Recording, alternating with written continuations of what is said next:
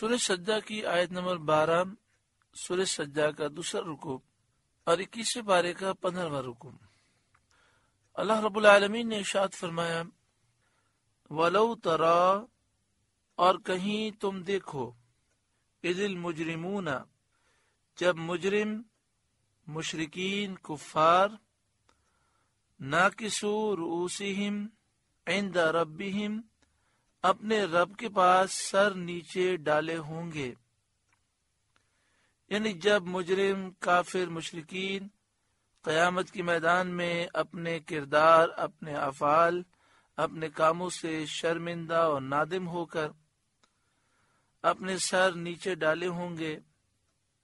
اور عرض کرتے ہوں گے، ربنا ابصرنا وسمعنا، اے ہمارے رب اب ہم نے دیکھا اور سنا،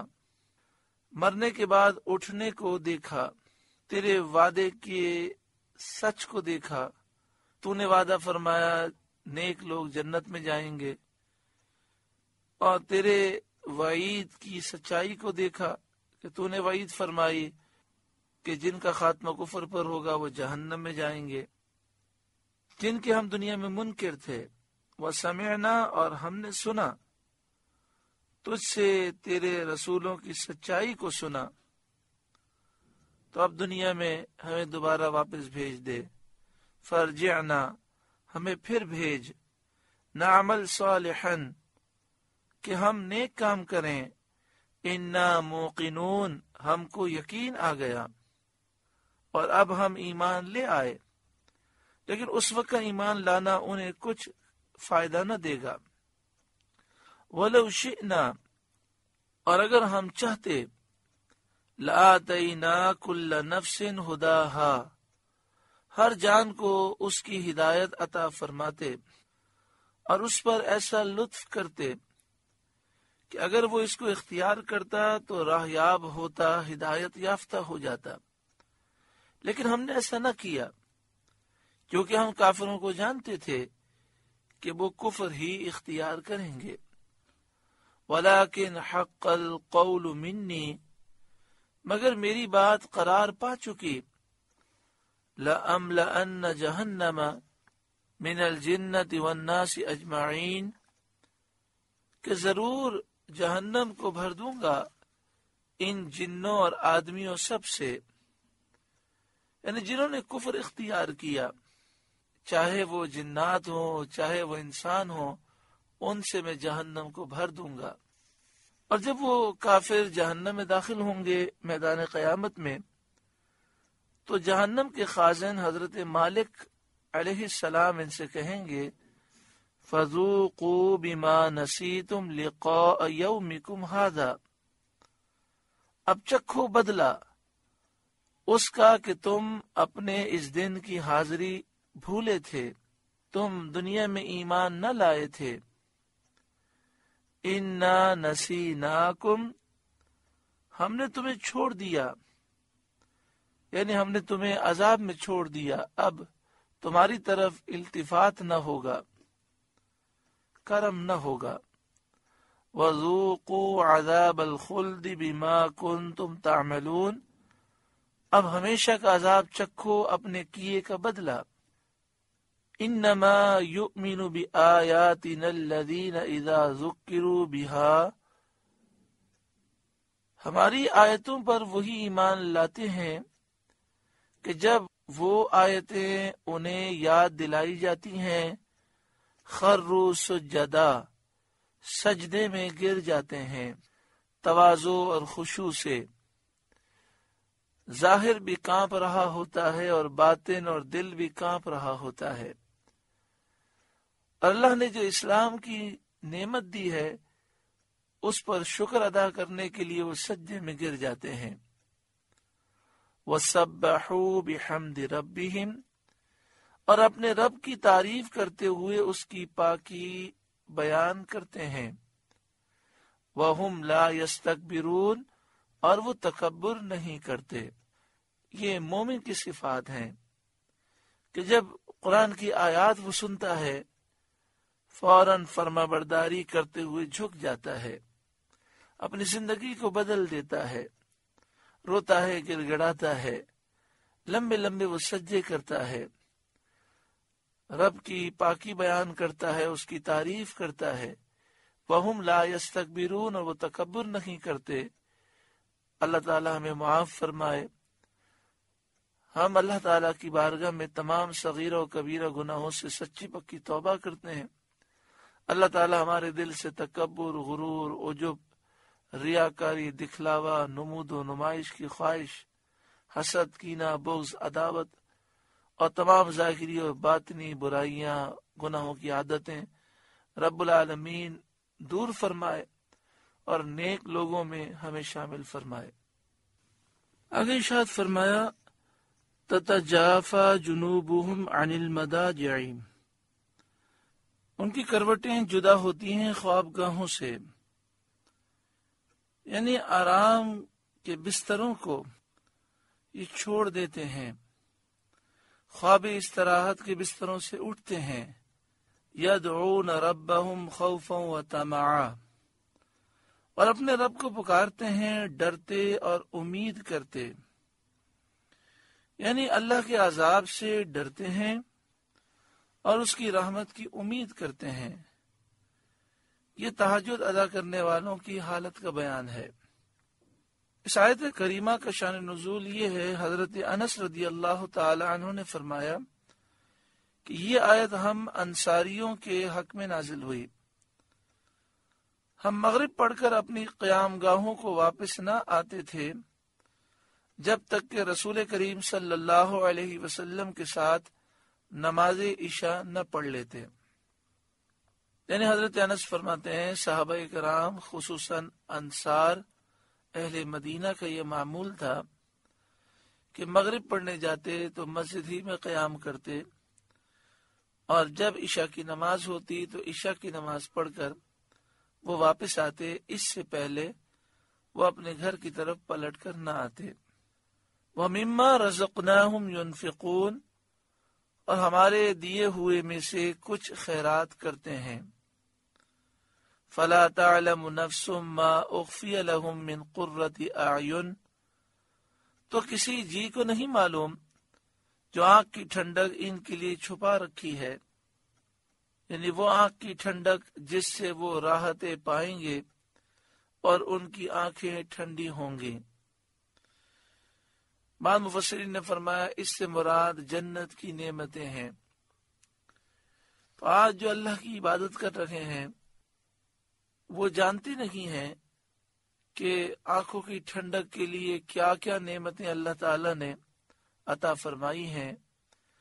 جنت کے معاملات اور واقعات جو بیان کیے گئے سمجھانے کے لیے ہیں، ورنہ جنت کا تصور نہ کسی کے ذہن میں پیدا ہوا، نہ کسی آنکھ نے دیکھا، نہ کسی کان نے سنا، نہ کسی کے دل پر خیال گزرا۔ جو کچھ بھی جنت کی مثالیں ہیں سمجھانے کے لیے ہیں۔ ہاں، نبی اکرم صلی اللہ علیہ وآلہ وسلم نے شب معراج آپ نے جنت کو ملاحظہ فرمایا۔ بعض مفسرین نے فرمایا اس سے مراد یہ ہے کہ انسان کو چاہیے کہ وہ نیک اعمال کرتا رہے، معلوم نہیں کون سا نیک عمل اس کی آنکھوں کی ٹھنڈک کا باعث ہوگا۔ جیسے کہ حضرت جنید بغدادی رحمت اللہ تعالی علیہ کے وصال کے بعد کسی نے خواب میں دیکھا اور ان سے پوچھا کہ آپ کے ساتھ کیا معاملہ ہوا، تو انہوں نے کہا کہ بہت عبادتیں کی، بڑی ریاضتیں کی، خوب خیرات و صدقات کیے، لیکن رات کو اٹھ کر جو تہجد کی رکعتیں پڑھتا تھا وہی کام آئیں اور اسی کی وجہ سے بخشش ہو گئی۔ جزاء بما كانوا يعملون، صلہ ان کے کاموں کا، یعنی ان کی طاعتوں کا جو انہوں نے دنیا میں ادا کی، ان کا صلہ انہیں آخرت میں دیا جائے گا۔ افمن کان مؤمنا کمن کان فاسقا، تو کیا جو ایمان والا ہے وہ اس جیسا ہو جائے گا جو بے حکم ہے، فاسق ہے، کافر ہے۔ اس آیت کریمہ کا شان نزول یہ ہے کہ حضرت علی مرتضی کرم اللہ تعالی وجہ الکریم سے ولید بن عقبہ بن ابی معیط کافر کسی بات میں جھگڑ رہا تھا۔ دورانِ گفتگو کہنے لگا خاموش ہو جاؤ، اے علی تم لڑکے ہو، میں بوڑھا ہوں،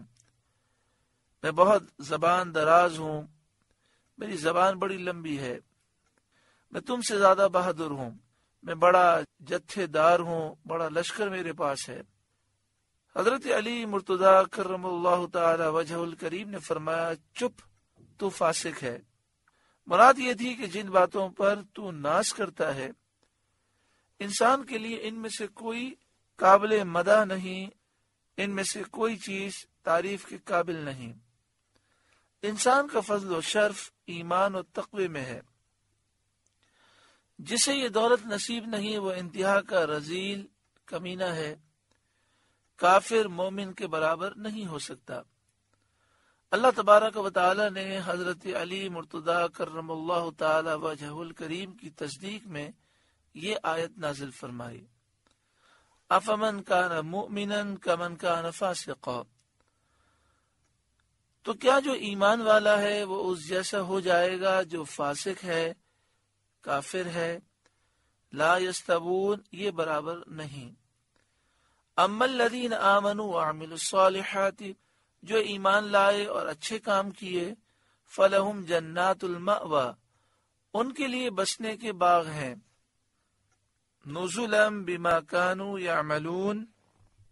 ان کے کاموں کے صلے میں مہمانداری، یعنی مومنین صالحین کی جنت مأوی میں عزت و اکرام اور تعظیم کے ساتھ مہمانداری کی جائے گی۔ وَأَمَّا الَّذِينَ فَسَقُوا، رہے وہ جو بے حکم ہیں، نافرمان کافر ہیں، فَمَأْوَاهُمُ النَّارُ، ان کا ٹھکانہ آگ ہے، كُلَّمَا أَرَادُوا أَن يَخْرُجُوا مِنْهَا أُعِيدُوا فِيهَا، جب کبھی اس میں سے نکلنا چاہیں گے پھر اسی میں پھیر دیے جائیں گے، یعنی جہنم سے کافر نکلنا چاہیں گے تو وہ نکل نہ سکیں گے۔ وقیل لہم، اور ان سے فرمایا جائے گا ذوقوا عذاب النار الذی کنتم به تکذبون، چکھو اس آگ کا عذاب جسے تم جھٹلاتے تھے۔ وَلَنُذِيقَنَّهُم مِّنَ الْعَذَابِ الْأَدْنَىٰ دُونَ الْعَذَابِ الْأَكْبَرِ، اور ضرور ہم انہیں چکھائیں گے کچھ نزدیک کا عذاب اس بڑے عذاب سے پہلے۔ لَعَلَّهُمْ يَرْجِعُونَ،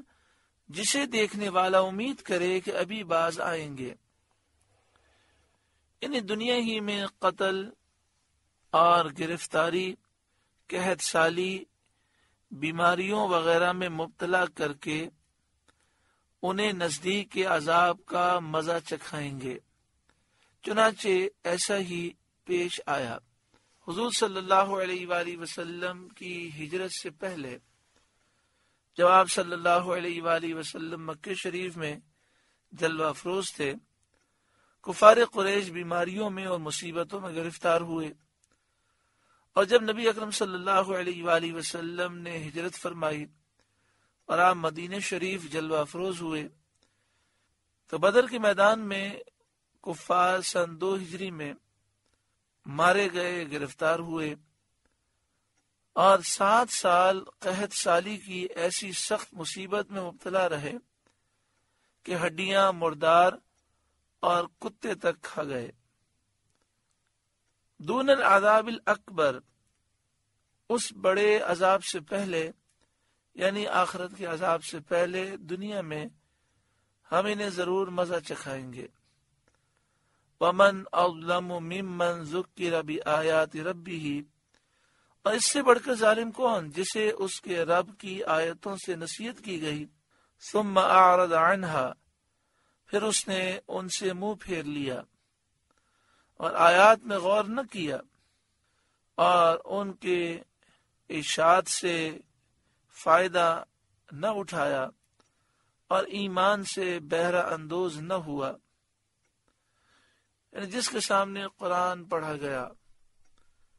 پھر بھی اس نے اعراض کیا، وہ کائنات کا سب سے بڑا ظالم ہے کہ حق اور ہدایت اتنے قریب آ گئی پھر بھی ایمان نہ لایا۔ انا من المجرمین منتقمون، بے شک ہم مجرموں سے بدلہ لینے والے ہیں۔ سورہ سجدہ کا دوسرا رکوع مکمل ہوا۔ اللہ تعالیٰ اس رکوع کے نور سے ہمارے قلوب کو روشن فرمائے، اور اس رکوع میں جن صالحین کا ذکر ہے کہ خوابگاہوں سے ان کی کروٹیں جدا ہوتی ہیں اور وہ روتے ہوئے اللہ کی رحمت کی امید کرتے ہوئے رب کو یاد کرتے ہیں، سجدے کرتے ہیں، اللہ کی راہ میں مال خرچ کرتے ہیں، اور ان کا ٹھکانہ جنت الماوا ہے۔ دعا کریں اللہ تعالی ہمیں ان میں شامل فرمائے۔